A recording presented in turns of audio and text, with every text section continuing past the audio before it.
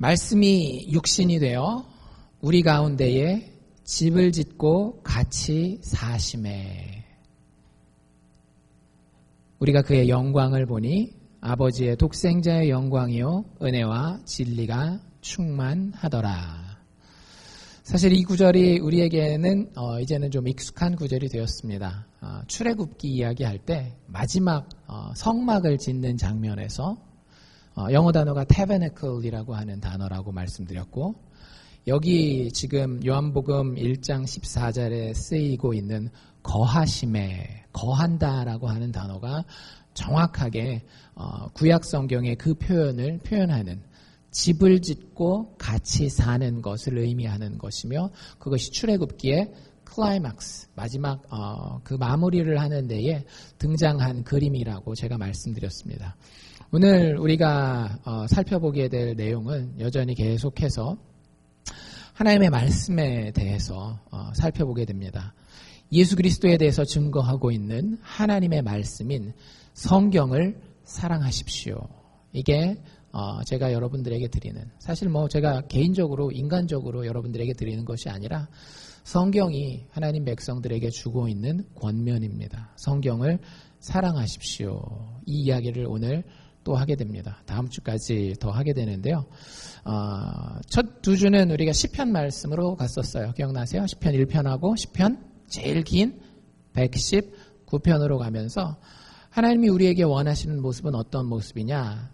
성경 말씀을 대할 때에 그 말씀을 사랑하고 즐거워하고 그래서 늘 묵상하는 그런 태도를 가지기 원한다라고 하는 것을 우리가 시편 기자의 고백을 통해서 발견할 수 있었습니다. 1월이 벌써 20일도 넘게 지났습니다. 여러분들 이 20일 길지 않은 어떻게 보면 짧은 기간 동안 성경을 얼마나 사랑하셨는지, 성경을 즐거워하셨는지, 그래서 한 번이라도 더 묵상하셨는지 한번 돌이켜 보실 수 있기를 바라고요. 우리 지난주부터 이번 주, 다음 주까지는 그 성경 말씀이 도대체 왜 중요한지, 어떤 역할을 하길래 중요한지를 살펴보고 있습니다. 지난주에는 설교를 제대로 들은 것과 제대로 듣지 않은 것을 제가 판단을 해드리겠습니다.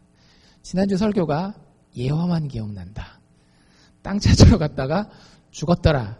그럼 설교를 제대로 들었다기 보기는 좀 그렇고요.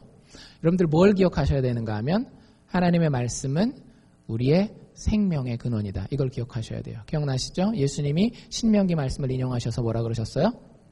사람이 떡으로만 살 것이 아니요 하나님의 입에서 나오는 모든 말씀으로 살 것이니라. 생명의 근원이 우리는 떡 혹은 다른 사람들의 칭찬, 나의 성취 이런 것에서 올 것이라고 생각하지만 성경은 우리에게 전혀 다른 얘기를 하고 있다라고 하는 거예요. 여러분들 정말 사는 것처럼 살고 싶습니까? 학생다운 학생이고, 비즈니스맨다운 비즈니스맨이고, 아버지다운 아버지이고, 어머니다운 어머니이고, 정말로 다른 사람들 앞에 썩 괜찮은 사람으로서 사는 것처럼 살고 싶다면 여러분들 다른 데서 그 생명의 근원, 사는 것의 근원을 찾지 마십시오. 제가 나이가 사실은 그렇게 많지 않잖아요. 그런데 제 삶에 있어서 하나님이 성경 말씀을 통해서 저에게 길을 인도해 주시고 지혜를 주셔서 사는 것답게 남편다운 남편으로서 성장해 가게, 또 부모다운 부모로서, 아버지다운 아버지로서 성장하게 하는 데에 성경이 없었다라고 한다면 제가 여러분들에게 자신 있게 말씀드릴 수 있습니다. 별로 자랑할 만한 인간 정진욱은 아니지만 그나마 이만큼의 인간 정진욱이 되는 데에 여호와의 말씀이 없었다라고 한다면 제가 여러분들에게 분명히 말씀드릴 수 있어요. 정말로 사는 것 같지 않은, 아버지 같지 않은 아버지, 남편 같지 않은 남편, 심지어는 목사 같지 않은 목사가 되었을 것입니다. 그나마 이만큼이라도 모양이 만들어진, 사는 것다운 삶을 살 수 있도록 만들어주는 것은 저에게 하나님의 말씀 성경책이었습니다. 여러분들의 삶을 사는 것답게 만들어주는 것 역시 성경이라고 하는 사실을 기억하십시오. 딴 거 그렇게 붙잡으려고 다녀도 우리에게 필요한 건 죽을 때 땅 2평뿐이라 안 돼. 1평 정도밖에 안 된대잖아요. 네, 말씀은 그것 이상의 능력 있고 생명의 근원이 있다라고 하는 사실을 우리가 지난주에 살폈습니다. 하나님의 말씀은 생명의 근원이다. 성경 꼭 보십시오. 두 번째 오늘 우리가 살펴볼 것은 무엇인가 하면 하나님의 말씀은 하나님과의 교제입니다. 다시 한번 하나님의 말씀은 즉 성경책은 하나님과의 교제입니다. 여러분들 하나님의 말씀이 없이 즉 성경책이 없이 하나님과 교제할 수 없습니다. 분명합니다. 많은 이단들이 많은 자유주의를 주장하는 사람들이 하나님을 결국에는 잘못된 길로 섬기거나 떠나는 사람들의 공통점이 무엇인가 하면 성경에 거하지 않는 경우가 거의 99.999%라고 보시면 돼요. 여러분들 진짜 하나님을 믿고 싶고 아니면 믿고 있고 그래서 그 하나님과의 친밀한 교제가 있기를 원하십니까? 여러분들 삶 가운데에? 그러면 하나님의 말씀이 하나님과의 교제입니다. 오늘 본문은 상당히 독특한 그런 구절이에요. 여러분들 요한복음 이거 볼 때마다 그런 거 못 느끼세요? 상당히 특이하게 글을 썼다. 이게 복음서는 다 뭐죠? 마태, 마가, 누가, 요한 전부 다 예수님이 어떤 인생을 살았느냐에 대해서 이야기를 하는 건데 요한복음 1장은 좀 예외적으로 상당히 독특하게 글을 진행하고 있습니다. 그래서 우리가 오늘은 그중에 특별히 두 절에 집중하게 될 텐데요. 첫 번째 나와 있는 1절과 마지막에 나와 있는 14절에 집중하게 됩니다. 물론 그 중간에 있는 내용도 저희가 같이 보게 되겠지만 1절과 14절을 제가 다시 한번 읽어드릴게요. 도대체 무슨 책을 읽는 것 같은 느낌인지 한번 여러분들 느껴보십시오. 1절이 이렇게 돼요. 태초에 말씀이 계시니라. 이 말씀이 하나님과 함께 계셨으니 이 말씀은 곧 하나님이시니라. 14절이요. 말씀이 육신이 되어 우리 가운데 거하심에 우리가 그 영광을 보니 아버지의 독생자의 영광이요 은혜와 진리가 충만하더라. 무슨 책 보는 것 같습니까? 원래 여러분들 다른 마태, 마가, 누가, 요한복음을 보면 그 위인전 뭐 이런 것들 보는 것 같아요. 이야기책 이런 거 보는 것 같은데 요한복음 1장은 특별히 오늘 우리가 읽은 이 앞부분을 보면 좀 다른 느낌입니다. 이런 느낌 혹시 받으셨어요? 철학책 보는 것 같다. 뭐 태초 얘기 나오고 막 하나님 얘기 나오는데 뭐 하나님이 말씀이고 실질적으로 이 성경을 처음 봤던 그 당시 예수님 당대의 사람들은 이게 헬라어로 쓰여 있었거든요. 그리스 말로. 말씀이라는 단어가 굉장히 이 사람들한테는 임팩트 있는 단어였어요. 헬라어로 로고스라는 말 들어보셨는지 모르겠어요. 로고스라고 하면 그냥 우리가 얘기하는 워드, 말이라는 단어로 번역할 수도 있지만 그 당시 그리스 철학에서는 어떤 존재가 담고 있는 그 존재의 핵심이 표현되는 것. 되게 철학적인 개념이에요. 그걸 로고스라고 하는 단어를 쓰고 있습니다. 뭐 우리가 그렇게 철학적인 개념까지는 보지 않다 할지라도 성경의 다른 부분에 이와 비슷한 이야기를 하는 부분이 있어요. 혹시 어딘지 아세요? 창세기 1장에 나옵니다. 여러분들 창세기 1장 1절이 어떻게 시작되죠? 태초에 하나님이, 여기는 말씀이라고 되어 있는데 창세기 1장 1절에는 태초에 하나님이 천지를 창조하시니라. 여기도 그런 얘기가 나와 있었죠. 3절에 보면 만물이 그로 말미암아 지은 바 되었다. 이게 창조했다라는 얘기죠. 10절에 그 위에 보면 그 하나님이 그 빛이 세상을 지었다라는 표현이 10절에 나와요. 그래서 그로 말미암아 그 빛으로 말미암아 세상이 지은 바 되었다. 이런 표현들이 나옵니다. 그래서 창세기 1장과 요한복음 1장은 병행관계에 패럴렐 구조에 평행관계에 있다라고 많은 그 성경학자들이 이야기를 합니다. 너무 복잡한 이야기이기 때문에 그래서 그게 어떤데요? 라고 이제 생각하실 만한 그 시간이 되었는데 우리 좀 쉬운 얘기로 돌아갑시다. 여러분들 말이라고 하는 건 어때요? 되게 중요하죠. 그렇죠? 이쁜 말이 있고 미운 말이 있어요. 또 여러분들 막 말하고 싶은 사람 혹시 있으세요? 이 사람이랑 말하고 있으면 참 좋다. 그 사람이랑 커피 한 잔 마시면 참 좋다. 이런 분이 있을 거고요. 내가 어쩔 수 없이 사업관계상 어떤 이익관계상 안 만날 수는 없지만 그 사람이랑 말을 막 하고 나면 진이 다 빠지고 하여튼 만나서 말을 하는 그 기회를 최소화하고 싶은 사람들도 있을 수 있어요. 여러분들 그래서 누군가와 여러분들이 말을 섞는다라고 하는 것은 굉장히 큰 의미가 있습니다. 여러분들 아무랑이나 말하지 않아요. 여러분들 스스로를 한번 잘 관찰해 보시기를 바랍니다. 여러분들이 누군가에게 다가가서 말을 한다라고 하는 것은 굉장히 중요한 일이고 아주 창조적인 일이고 여러분들 인생의 아주 중요한 부분들을 그 대화가 커버하게 됩니다. 오늘 본문은 하나님을 뭐라고 소개하고 있는가 하면 사실은 쭉 다양한 이야기들, 여기서 우리가 얻을 수 있는 하나님에 대한 지식이 여러 가지 있지만 말씀하시는 하나님으로 하나님을 소개하고 있어요. 하나님은 어떤 하나님이냐? 성경책에서 꼭 알려주고 싶은 하나님. 어떤 하나님? 말씀하시는 하나님. 좀 너무 거룩해 보입니까? 이렇게 생각하시면 더 쉬워요. 말을 거시는 하나님이에요. 여러분들 인생을 살아오면서 특별히 예수 믿는다라고 하는 신앙인으로서 살아오면서 하나님이 여러분들에게 말 걸어오시는 것을 느낍니까? 전 많이 느껴요. 혼날 때 많이 느껴요. 특히 아까 우리 유스그룹 애들이랑 성경 공부할 때도 얘기를 한 거지만 하나님 어떻게 이렇게 진짜 쪽집게인지 모르겠어요. 제가 평생에 그 나쁜 짓을 많이 안 했거든요. 기억에 남는 게 한 손가락에 꼽혀요. 그 중에 3가지가 뭐냐면 예배 빠지고 만화방 간 거. 주일날 한 번 그런 적이 있어요. 그 다음에 저 욕을 안 하거든요. 욕을 한 번 해봤어요. 그 다음에 제가 12년 동안 학교 다니면서 땡땡이라는 걸 몰랐는데 딱 한 번 땡땡 친 적이 있어요. 정규 수업 말고 여름방학 보충 수업 때 그것도 오전 수업까지는 다 하고 점심 먹고 나머지 2교시 남았는데 친구들이랑 새로 나온 게임을 하러 오락실 가느라고 땡땡이 친. 요 3가지가 제가 평생을 살면서 지은 가장 큰 죄들 중에 하나가 아닐까라고 생각되는데요. 이 3가지의 공통점이 뭔지 아십니까? 하나님 저한테 말을 거시더라고요. 아주 과격하게. 잘못했으면 이렇게 나쁜 말 듣는 게, 혼나는 말 듣는 게 당연하죠. 그래도 이제 철이 들어서 하나님 그렇게 말씀하시는 게 당연하다. 2번을 따귀를 맞았습니다.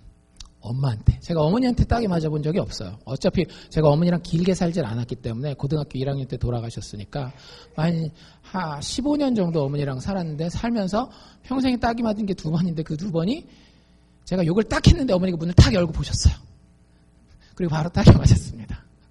그리고 그 만화방 가느라고 예배 빠진 그날 어머니가 갑자기 우리 형제를 앉혀놓고 정색을 하시고 물어보셨습니다. 니네 오늘 예배 빠졌냐 안 빠졌냐. 근데 진짜 정말 그 호랑이 앞에 선 그 토끼처럼 진짜 꼼짝을 못 하겠더라고요. 예배 갔어 이렇게 얘기할 수 있잖아요. 얼마든지. 근데 그 말이 안 나오는 거예요. 빠졌어요. 그리고 바로 또 한 대 맞으셨습니다.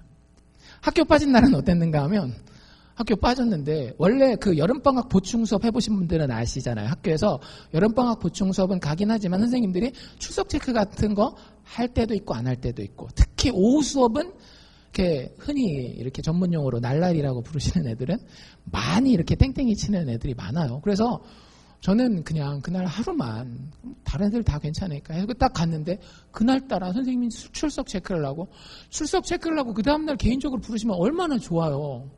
출석 체크하고 바로 수업 끝나자마자 집에다가 전화를 하신 거예요. 어머니한테. 어떻게 됐겠어요. 엄청 혼났죠. 근데 그런 걸 보면서요. 제가 어린 나이에 그런 것들을 경험을 했지만 하나님 나를 그냥 가만두시지는 않는구나. 그게 혼내는 모양이 되시건 아니면 저를 격려하면서 말하셨던 경우들도 많아요.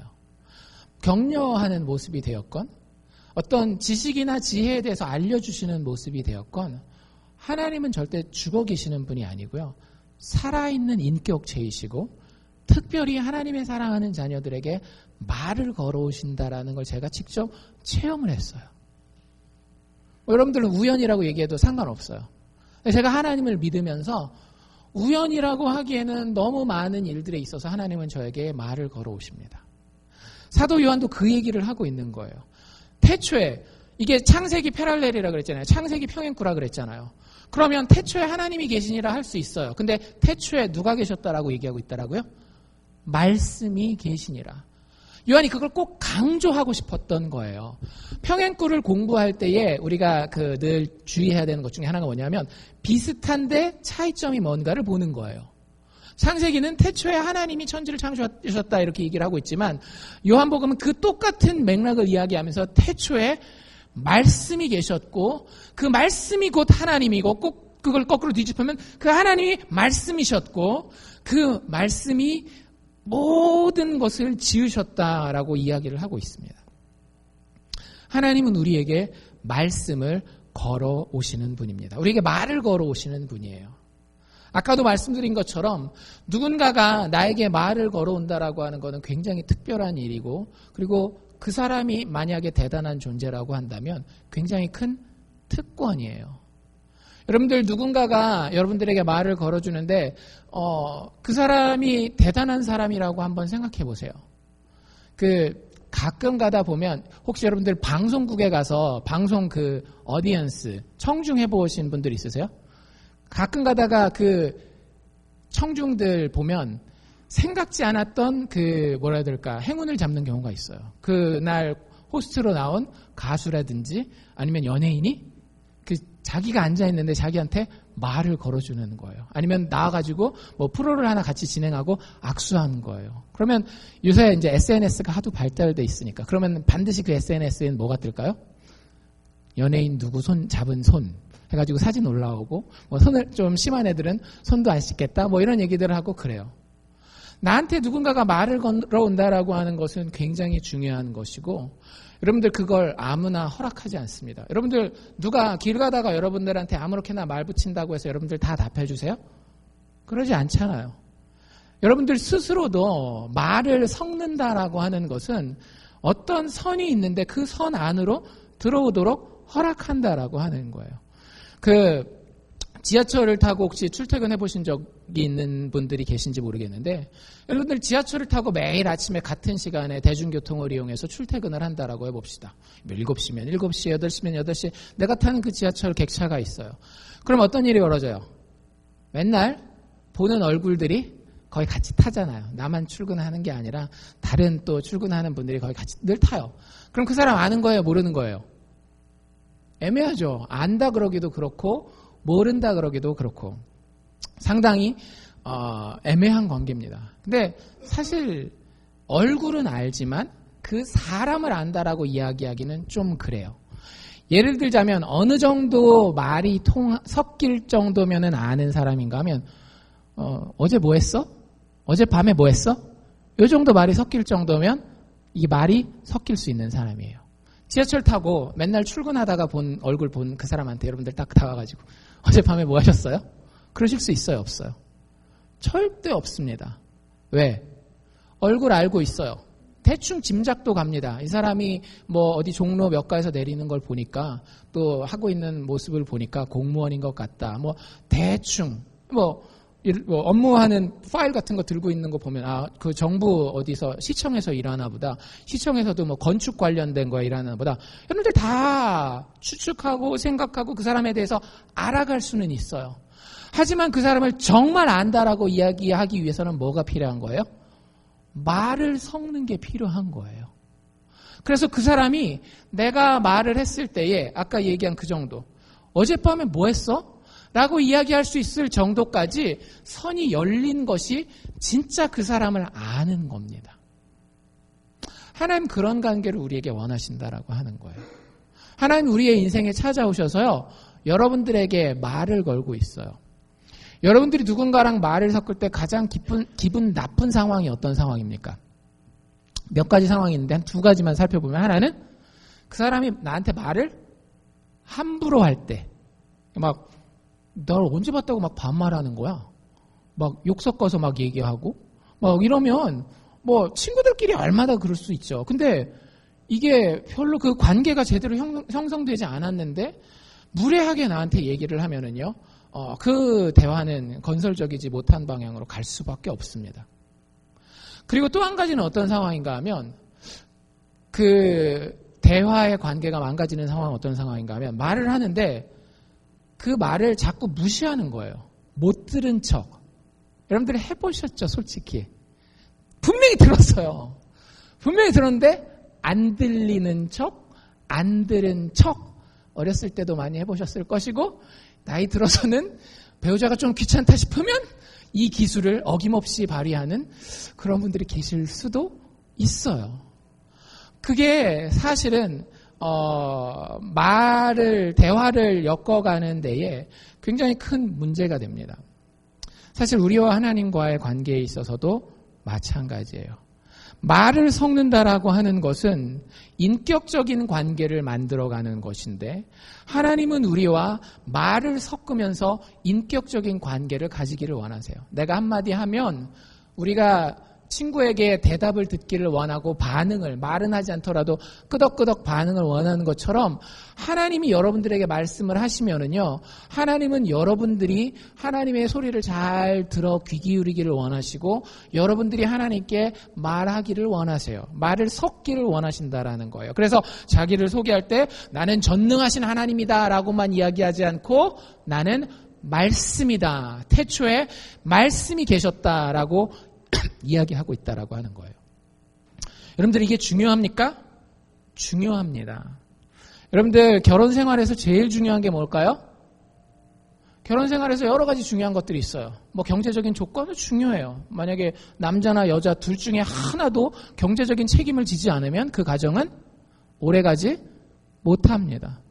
또 성적인 관계 이것도 되게 중요해요. 한국 사람들은 쉬쉬하지만 남자와 여자가 서로의 육체에 대해서 만족할 줄 알고 자신의 육체를 자신의 것이라고 주장하지 않고 그 안에서 기쁨을 누리는 것 아주 중요한 거예요. 여러분들 상당히 많은 이혼 사유 중에 성적인 사유가 굉장히 많습니다. 특별히 현대사회로 넘어오면 넘어올수록.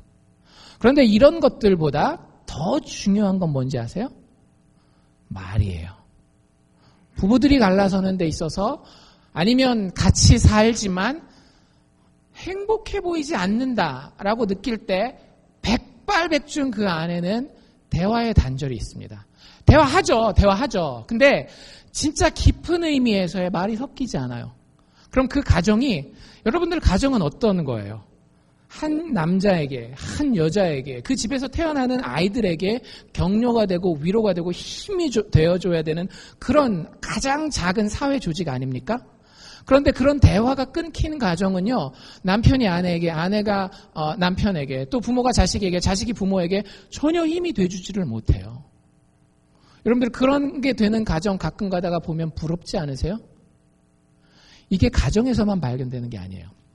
작년, 재작년 한 1, 2년 동안 혹시 인문학에 관련이 있어서 책을 좀 보신 분들은 유발 하라리라고 하는 이름을 들어보셨는지 모르겠어요. 유발 하라리. 이름이 왜 저래?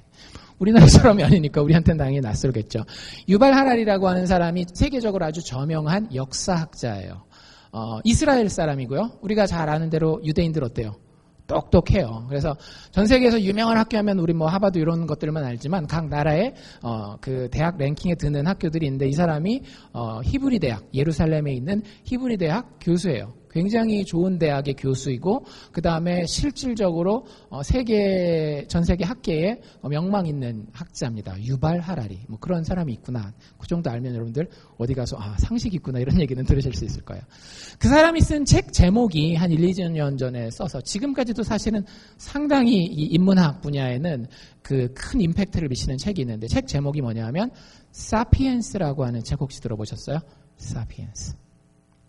제가 아는 책은 성경책 말고는 없습니다. 뭐 그러실 수도 있죠. 사피엔스라고 하는 책이 있어요. 사피엔스가 무슨 뜻이죠? 어디서 좀 공부해 보신 분들은 우리 고등학생들은 좀 기억을 해봐요. 사피엔스 앞에 뭐가 붙어요? 보통 호모 사피엔스 생각하는 인류라는 얘기잖아요. 그래서 여러분들 이제 옛날에 학교 다녔던 그런 기억들을 되살리시면 인류의 시초가 이제 성경책 말고 그냥 이제 인류학자들이 진화론 뭐 이런 거 얘기할 때에 인류의 시초가 누구냐라고 얘기했을 때에 뭐 학자마다 조금씩 다릅니다 요즘에는. 근데 뭐 오스트랄로피테쿠스가 있었고 그 다음에 뭐 호모 에렉투스 이렇게 일어서서 다니는 현생 인류처럼 두 발로 다니는 뭐 그런 게 있었고 우리는 누구의 후손이라고 얘기를 하는가 하면 호모 사피엔스의 후손이라고 이야기를 해요. 지식을 가지고 생각할 줄 아는 인간 존재라고 하는 게 그게 붙는데 이 사람이 재밌는 분석을 해요. 그 사피엔스라는 책의 부제가 뭐냐 하면 A Brief History of Humankind예요. 인류에 대한 짧은 역사예요. 그러니까 뭐 미국 역사를 다룬 것도 아니고 유럽 역사를 다룬 것도 아니고 인류가 처음 시작해서 지금 이 모양. 우리 지금은 얼마나 발전했어요. 여러분들 그 AI라고 하는 그 뭐죠? 인공지능 이런 것들을 생각해 보면 정말 와 우리가 이 정도까지 발전했구나라는 걸 볼 수 있는데 그걸 짧게 책 한 권에다가 담아놓은 책이 사피엔스라고 하는 책인데 그 책을 시작할 때 질문이 하나 있습니다. 그 질문이 뭔가 하면 여러분들 한번 물어봅시다. 지금 이 지구라고 하는 행성에서 지배자는 누구입니까? 어려우세요? 지구의 지배자는 누구예요? 호랑이? 힘이 세니까? 사람이죠. 호랑이 사자 아무리 힘이 세도 지금 이 지구의 지배자는 인간이에요. 인간이 그렇다고 호랑이나 사자나 곰이나 이런 것들보다 특별히 뛰어난 신체적인 능력을 가지고 있나요? 그런 건 아니에요. 그래서 인류가 이 사람이 이제 얘기하는 게 대부분의 그 약간 그 하이 퀄리티에 있는 역사학자들은 이런 얘기를 많이 하거든요. 역사는 누구의 기록이다? 승자의 기록이다 이런 얘기를 해요. 그렇기 때문에 이 역사 우리가 이걸 바라볼 때 이거는 인류의 기록이다라고 얘기를 하면서 그 인류가 어떻게 승자가 될 수밖에 없었는가. 인류의 성공에 대해서 역사를 쭉 살펴보면서 답을 한번 찾아보려고 하는 거예요. 여러분들 왜 인류가 다른 짐승들과 싸워서 이길 수 있었다라고 생각하세요? 제가 그걸 알고 있으면 히브리 대학 가서 교수하고 있습니다. 뭐 그러실 수도 있겠지만 다 아시는 줄로 알고 제가 시간 관계상 이 교수 유발 하라리의 답을 제가 말씀을 드릴게요. 침팬지 한 마리하고 인간 한 명하고 무인도에다가 두면 누가 생존할 확률이 누가 승리해서 지배자가 될 확률이 높을까요? 침팬지입니다. 그건 확실해요. 침팬지 10마리하고 사람 10명을 무인도에다 갖다 놓으면 어떤 그룹이 더 생존하고 지배계층이 될 확률이 높을까요? 역시 침팬지입니다. 근데 인간 100명과 혹은 1000명과 침팬지 100마리 혹은 1000마리를 무인도에다가 뭐 그 정도 사이즈가 되는 무인도에다 갖다 놓으면 누가 생존해서 지배계층이 될 확률이 높을까요? 그때부터는 이제 이야기가 달라져요. 인간이래요. 근데 맞아요. 실질적으로. 호랑이 사자랑 개인적으로 싸워서 이길 수 있는 인간은 없지만 호랑이 사자를 사랑이 아니라 사냥해서 잡고 죽이는 계층은 지배계층은 인간이란 말이에요. 그게 1대1로는 안 되는데 여럿이 그룹이 모이면 그게 되는 이유가 뭐냐면 창조적 언어 활동을 통한 협력 때문에 가능하답니다. 다시 한번. 유발 하라리가 한 아주 중요한 표현이에요. 인류가 신체적인 능력이 불가능함에도 불구하고 짐승들과 싸워 이기고 지구의 지배자가 될 수 있었던 이유는 창조적 언어 활동을 통한 협력이다. 10마리 정도까지는요, 짐승들도 의사소통을 합니다. 짐승들도 의사소통하는 거 아시죠? 그쵸? 새들도 뭐 이렇게 짹짹짹하고 뭐 벌들도 막 이렇게 춤추고 하는 게 다 이게 의사소통 하는 거잖아요. 근데 그 짐승들이 의사소통을 할 때 특별히 반드라 그러죠. 이렇게 결속력을 다지는 그런 관계를 어떻게 맺는가 하면 스킨십을 통해서 얻어요. 이렇게 서로 몸을 부대끼고 이렇게 만지고 냄새 맡고 하는 것을 통해서 10명까지는 자기 편을 만들 수 있습니다. 근데 그게 대부분의 동물학자나 아니면 인류학자들이나 이런 모든 사람들이 조사해 봤을 때 15명을 넘어가면 더 이상은 자기네 편으로 만들 수가 없어요. 아무리 어떤 의사소통 체계가 있다 할지라도 동물들은 15 정도까지가 그룹을 만들 수 있는 최대의 그룹입니다. 뭐 가끔 가다가 막 큰 그룹 보지만 여러분들 그 큰 그룹 동물들은 그 안에 자기네들끼리 진짜 그 유대감을 유지하는 그룹들은 작은 몇몇 밖에는 안 되는 거예요. 사람만 유일하게 언어, 즉 말을 사용해서 가치 체계에 대한 이야기를 할 수 있어요. 여러분들 잘 생각해 보세요. 이 리를락이 험하다라고 이야기하잖아요. 총 맞을 수도 있고 막 비즈니스 하면은 막 강도 들어가지고 당할 수도 있고. 만약에 여기 짐승들이 비즈니스 하고 있다라고 한다면 여기 비즈니스 할 수 있는 사람 아무도 없습니다. 우리가 비즈니스 할 수 있는 이유가 뭔지 아세요? 말을 통해서 창조적 언어를 통해서 뭘 만들어냈는가 하면 사람을 죽이는 것은 나쁜 것이야 라고 하는 눈에 보이지 않는 규칙을 만들어냈기 때문에 그래요. 그래서 그 규칙 그런 창조적 언어를 통해서 만들어지는 그게 규칙이 되었건 이 사람은 종교도 이야기하고 이데올로기도 얘기를 하는데 그 안에는 몇 명까지 모일 수 있느냐? 무제한으로 모일 수 있다라고 하는 거예요. 뭐 중국 인구 어때요? 중국이라고 하는 한 국가 가치 하에 10억이 넘는 인구가 똘똘 뭉쳐서 하나의 유대감을 발휘하잖아요. 그게 창조적인 언어 행위를 통해서 서로 이야기를 주고받고 그 이야기를 통해서 승리할 수 있는 힘을 얻을 수 있다라고 하는 거예요. 여러분들 그러니까 말의 능력을 무시하지 마십시오. 여러분들의 가정생활이 되었건 여러분들의 친구 관계가 되었건 부모 자녀 관계가 되었건 말은 진짜 힘이 커요. 여러분들을 사람 되게 만드는 것이 말이에요. 나는 원래 말 잘 못하고 나는 원래 말을 이렇게 거칠게 해. 여러분들 그건 큰일 날 얘기예요. 여러분들이 말을 잘 못하잖아요? 예쁘게 못하잖아요? 어떻게 해서든지 잘하게 할 수 있는 방법을 찾아보셔야 됩니다. 그건 생명을, 나 자신을 포함해서 생명을 파괴할 수도 있고 생명을 일으켜낼 수도 있는 힘이 있기 때문에 성경도 그 이야기를 하는 거예요. 하나님이 말씀으로 어떻게 하셔요? 천지를 창조하시잖아요. 말씀하신 그 하나님이 온 우주의 창조자라고 성경은 선언하고 있습니다. 그렇기 때문에 말은 능력이 있어요. 그리고 그 하나님이 그 말로 우리에게 어떻게 하고 계시다라고요? 말을 걸어오고 계시다라고요. 여러분들 그럼 그게 얼마나 심각한 상황인지 인식하셔야 되는 거예요. 그냥 난 교회 다니고 신앙생활에 이것 상황의 심각성을 파악하지 못하는 거예요. 하나님 여러분들에게 오셔서 말 걸고 계세요. 여러분들이 졸고 있어도, 여러분들이 세상에 나가서 죄 짓고 있어도, 여러분들이 뭘 하고 있어도 하나님 여러분들에게 오셔서 말 걸고 계시다라고 하는 거예요. 태초에 그 말씀이 계셨고 그 말씀이 빛으로 이 땅에 오셨다라고요. 왜 이 땅에 오셨겠어요? 말 걸기 위해서, 말 섞기 위해서. 여러분들 그 하나님과 대화 나누셔야 합니다.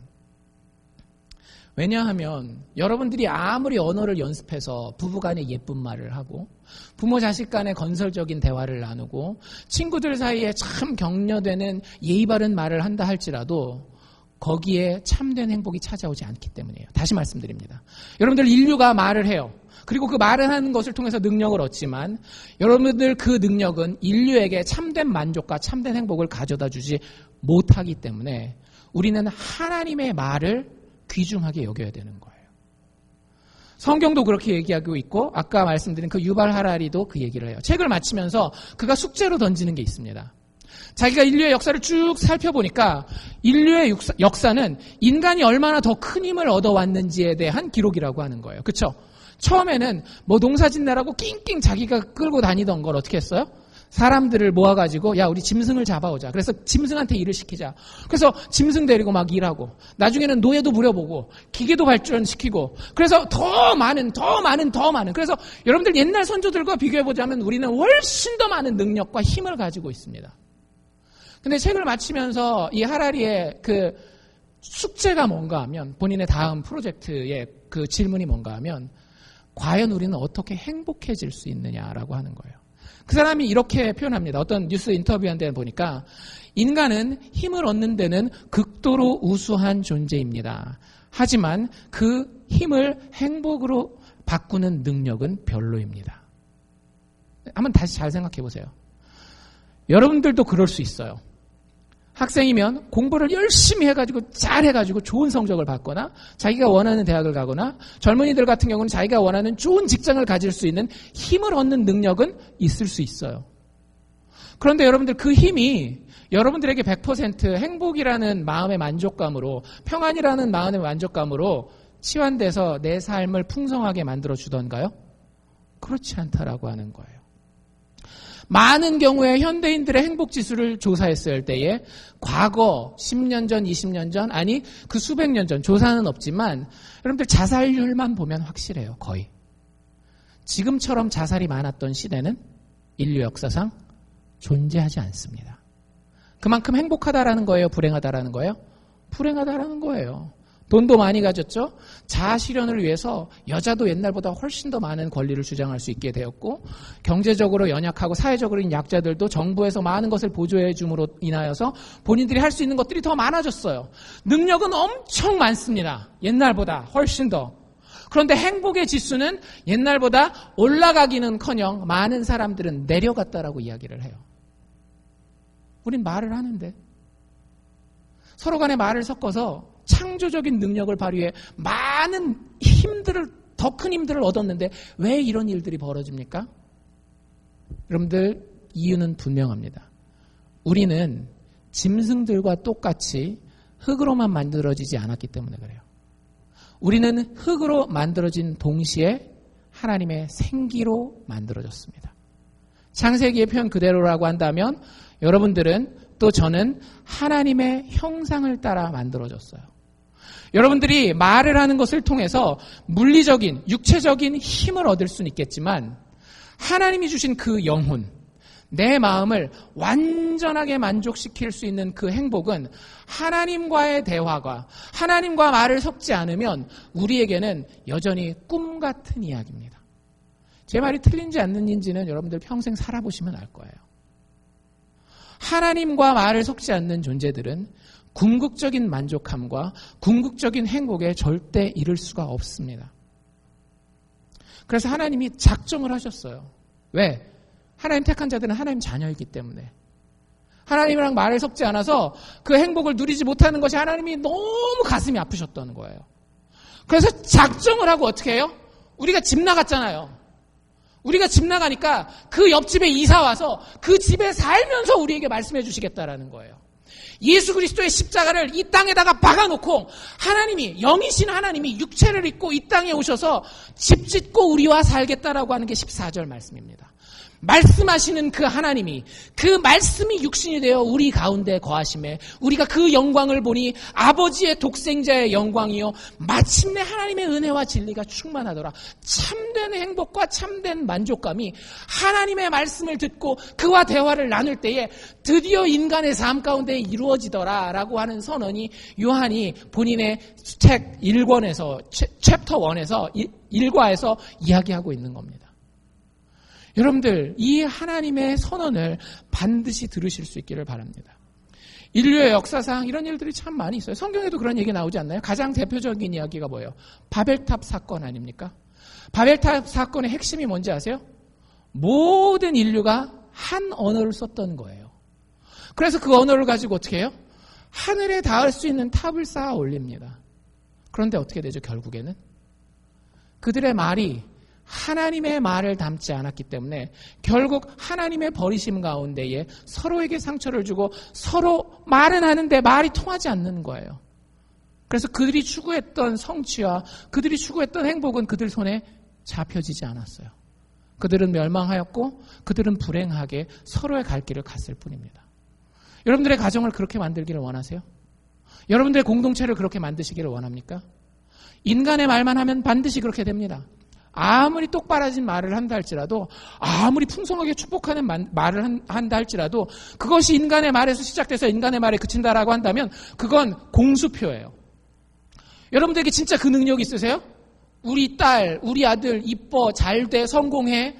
여러분들 그럼 그 딸, 아들이 잘 됩니까? 안 되잖아요. 여러분들 알고 계시잖아요. 내 말에는 능력이 없다라고 하는 것을 그저 다짐할 뿐이에요. 그것을 위해서 한번 애써 볼 수는 있어요. 하지만 그 말에는 능력이 없습니다. 누구의 말씀에 능력이 있다라고요? 하나님의 말씀에 능력이 있다라고요. 예수 그리스도를 통해서 하나님이 우리에게 선언하시는 그 약속의 말씀들에 능력이 있는 거예요. 그리고 그 축복의 말씀으로 하나님 우리에게 말을 걸어오시고 우리와 주고받고 대화를 나누기를 원합니다. 거기에 건강한 한 인생이 자라는 겁니다. 여러분들 말하는 거, 표현하는 거 정말 중요합니다. 부모 자식 간에도, 친구 관계에도, 부부 사이에도 말 잘하면 아까 얘기한 것처럼 능력 있는 공동체를 이룰 수 있어요. 그런데 그보다 더 중요한 게 뭐라고요? 하나님과 인간 사이에 말을 잘하는 게 중요합니다. 여러분들 하나님과 대화하셔야 돼요. 말씀과 기도입니다. 하나님이 성경을 통해서 말씀하게 하시고요. 내가 그걸 묵상하는 가운데에 내 영혼이 진실하게 하나님 앞에 거짓 없이 껍질 없이 선 모습으로 하나님께 대화를 돌려드려야 되는 거예요. 이게 인생을 사는 지혜입니다. 그럼 인생이 잘 성장해요. 지금 당장 좀 부족하다 할지라도. 최근에 유행이 되었던 드라마가 있었어요. 보시는 분들도 계실 텐데 도깨비라는 드라마가 있습니다. 남자 주인공, 여자 주인공이 나와요. 근데 보통 여러분들 드라마를 보면 남자 주인공과 여자 주인공 사이에는 항상 뭐가 있어요? 문제가 있잖아요. 둘이 그냥 예쁘게 사랑하고 잘 살면 되는데 여러 가지 문제가 있어요. 남자가 여자를 오해하고 여자가 남자를 오해하고 막 이런 이야기들이 있는데 이 이야기를 보면서 16번의 에피소드로 끝나는 그런 드라마인데 저는 이제 주로 드라마를 보면 미국 드라마를 보고 한국 드라마는 어쩌다가 시청률이 상당히 높다. 그럼 이제 보는데 이게 시청률이 높아서 봤어요. 근데 다른 한국 드라마랑 다른 점을 찾았습니다. 혹시 드라마 보신 분들 찾은 거 있으세요? 도깨비가 나와요, 일단.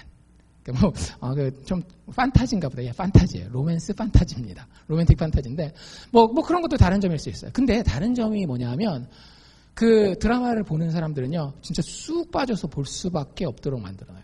제가 한국 드라마 보면서 짜증을 막 부릴 때가 있어요. 작가가 남자랑 여자 사이에서 말도 안 되는 그 애정 다툼 있잖아요. 막 이래, 너 저래, 막 얘가, 그거 보면 잘 모르겠습니다. 어떤 분들은 잘 보시는지 그거를. 전 답답해서 못 보겠어요. 그 작가 이게 손장난에 놀아나는 것 같잖아요. 그래서 그런 거 보기 싫어요. 이 작품의 특징 중에 하나는 뭐냐면 그 외부로부터의 어려움은 참 많습니다. 근데 남자 여자가 둘 사이의 관계를 상당히 빨리빨리 건강한 방향으로 발전시켜 나가요. 그게 어떻게 해서 가능할까요? 물론 작가의 능력이죠. 작가가 니네 계속 친하게 서로 잘 대해줘라. 작가의 능력이긴 하겠지만 제가 거기서 발견한 게 하나가 있어요. 서로한테 말을 하는데요. 참 이쁘게 해요. 하나만 제가 소개를 해드릴게요. 이 도깨비가 주인공이거든요. 도깨비 신부가 있어요. 근데 참 상황이 어쩌면 이렇게 안타까운지 애절한지 도깨비를 살리기 위해서는 신부가 죽어야 되고요. 신부를 살리기 위해서는 도깨비가 죽어야 되는 상황이에요.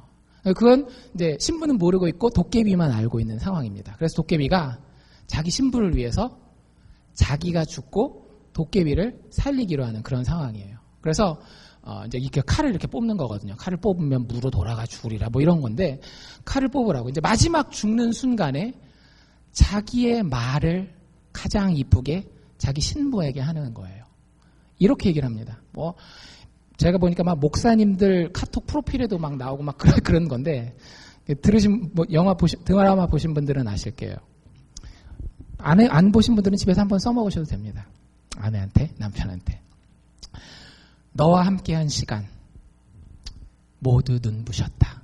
이걸 진짜 얘기를 해요. 눈을 보고 그 남사스럽지도 않은지 진짜 그 공유라는 배우가 그 김고은인가요? 김고은이라는 여자 배우를 보면서 그렇게 얘기를 해요. 너와 함께한 시간 모두 눈부셨다. 날이 좋아서. 날이 좋으면 당연히 좋겠죠. 날이 좋지 않아서. 날이 적당해서. 모든 날이 좋았다. 그리고 자기의 죽음을 맞이하려고 가는 그런 장면입니다. 뭐 이렇게 댓글을 다는 여자분들이야 막 난리가 났죠. 아줌마 아가씨를 가릴 것 없이 세상에 이런 남자가 막 이러면서. 근데 사실 저도 그 드라마를 보면서 많이 울었어요. 진짜 많이 울었어요. 근데 어떤 행동을 보고도 많이 울었지만요. 하는 말을 통해서 참 많이 울었습니다. 자기 목숨을 내주는 그 순간에까지 그 사람의 마지막 기억에 남기는 말을 너와 함께한 시간 모두 다 눈부셨다. 날이 좋아서, 날이 좋지 않아서, 날이 적당해서 모든 날이 좋았다. 여러분들 이런 얘기 듣고 싶으시죠? 이런 얘기를 들을 때 사람은 마음 가운데 감동이 있어요. 살 수 있는 힘을 얻게 됩니다. 그냥 대충 사는 거 말고 진짜 내가 살아야 되겠다.